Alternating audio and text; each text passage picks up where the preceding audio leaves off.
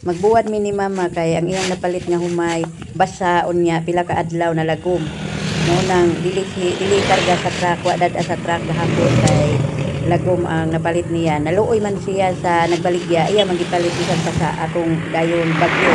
Mo nang naitom iya lang gihakya dito sa bodega unya naitom siya na pagtawag niya sa mupalit gahapon wa ikarga sa truck kay pagtan-aw ituman siya. Gipaliran pa gani na gipaliran na nila ni mama pero wa jud makuha ang itom o makita jud nga itom jud siya mo nang iya na lang ibuwad unya bugason niya muna kapait sa magpalit og gamay na adyoy lugi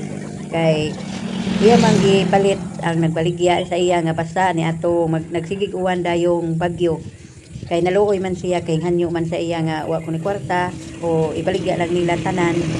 nang iya gipalit unya kay bagyo man ihakyan lang niya bodega iyang diretso tanan pero wa jud mada na itom jud siya gipaliran pa na gahapon ang mga tahop daghan kay tahop ang agi sa harvester mo nang iyang gipaliran pagpalit kay abi niya kuhaon sa truck o ikarga sa truck pero pag anha gahapon sa truck wa jud ang humay mo nang lugi na siya para dili siya lugi iya na lang ibuwad unya iya na lang bugason ibugason na lang niya ambot lang dili pa na itom ang bugas ana kay itom na jud siya pero lugi na kayo akong mama kay murag daghan-daghan na mga 50 ka sako na among ibuwad og may diri pa sa pikas nga iyang gihakyat kahapon pero hilagom gihapon diwa jud madaog electric pan munang napon mi binuwa diri sa pikas nga kalsada wa jud madaog hakyat sa bodega.